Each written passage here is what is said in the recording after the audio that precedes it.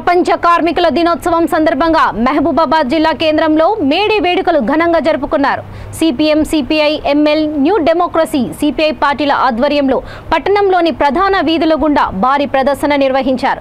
డప్పు చప్పులతో, కోలాటాలు, నృత్యాలతో పాటు వివిధ రూపాలతో ఉన్న ప్రదర్శనలతో, ఆటపాటలతో ప్రదర్శన చేపట్టారు.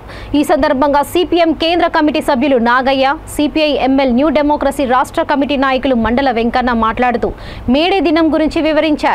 కార్మికులు తమ హక్కుల కోసం రక్తం చిందించి పోరాడి సాధించిన రోజే మేడే అని, మనకు ఏ పండుగ ఇంపార్టెంట్ కాదు, సంవత్సరానికి ఒక్కసారి వచ్చే మేడే పండుగే చాలా ప్రధానమైనదని కార్మికులందరికీ మేడే శుభాకాంక్షలు తెలిపారు. ఈ వేడుకల్లో CPM, CPI, ML, new democracy పార్టీల నాయకులు, కార్యకర్తలు తదితరులు భారీగా పాల్గొన్నారు. ఎగిరేసినటువంటి స్థితి ఉన్నది.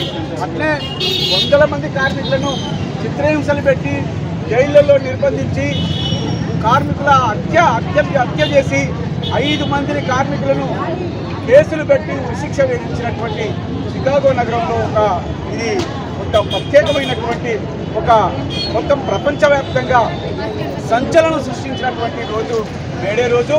దీన్ని కమ్యూనిస్ట్ పార్టీ ఇంటర్నేషనల్ ఎర్ర జెండాను కమ్యూనిస్ట్ పార్టీ జెండాగా ఆ రోజు గుర్తించింది. దానికి సుత్తి గొడవలి కార్మికుల పరిస్థితుల యొక్క ఐక్యత,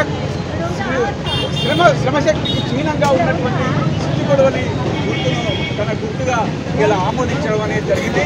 ఆ ఎర్ర జెండా నాయకత్వంలో ప్రపంచంలో అనేక ఉద్యమాలు జరిగినాయి, అనేక విజయాలు చేసుకున్నారు. రష్యా లాంటి దేశాన్ని చారు చక్రవర్తుల కాలంలో వాళ్ళ దోపిడీ నుంచి విముక్తి చేసినటువంటి సోషలిస్టు రాజ్యంగా ఏర్పాటు చేసుకున్నటువంటి చరిత్ర ఎర్రజెండాకు ఉంది. ఎర్రజెండా నాయకత్వంలో చైనాలో విముక్తి సాధించారు, ఫిలిప్పీన్స్లో విముక్తి సాధించారు, ఇంకా రకరకాల దేశాలు. ప్రపంచ కార్మికులారా ఏకాంకాండి, ప్రపంచ కార్మికులారా ఏకాంకాండి, ప్రపంచ కార్మికులారా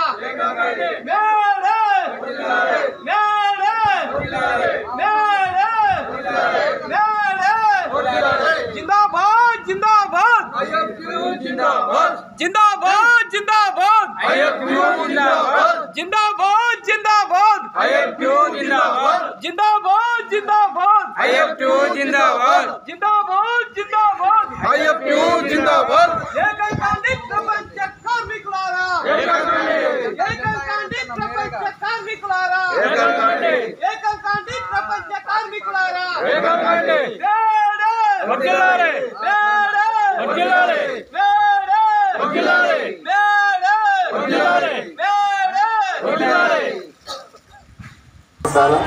వేడిల్లు పెంత ఉండాలా, ఏ రంగులో ఉండాలా అని చెప్పేసి కొట్టు మీద కొనుక్కొచ్చేది జెండాలు.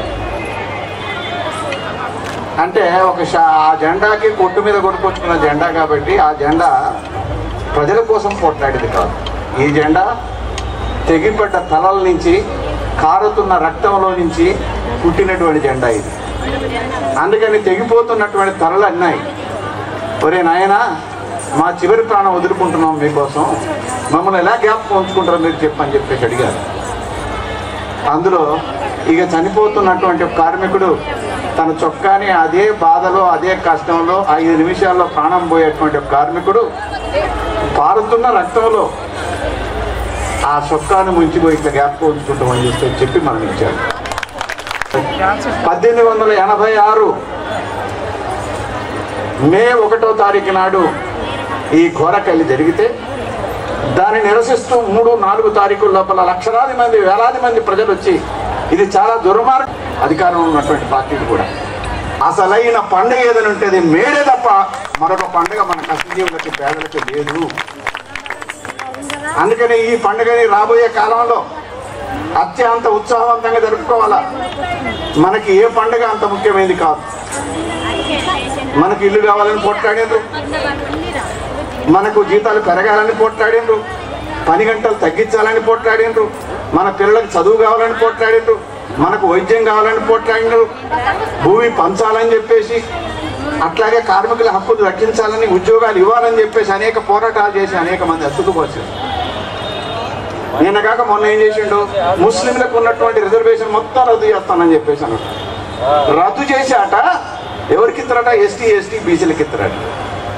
కాబట్టి ఈ రకంగా చూసినప్పుడు ఒకటి ఏంటంటే, ఈరోజు కార్మిక దినోత్సవం నాడు మనం పోట్లాడినటువంటి పోరాటంలో రేపు ఎవరు కూడా ఏ భూముల నుంచి వెళ్ళగొట్టినా ఎక్కడికి వెళ్ళగొట్టినా మీ ఇళ్ళ మీద జెండాలు వేస్తాం.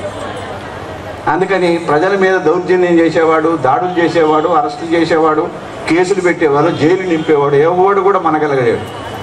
అందుకని ఈరోజు జరుగుతున్నటువంటి పోరాటాల లోపల మీరందరూ అగ్రభాగా నుండి పోరాడుతున్న మీ అక్క చెల్లెళ్ళకి, అన్నదమ్ములందరికీ కూడా నమస్కారాలు తెలియజేస్తూ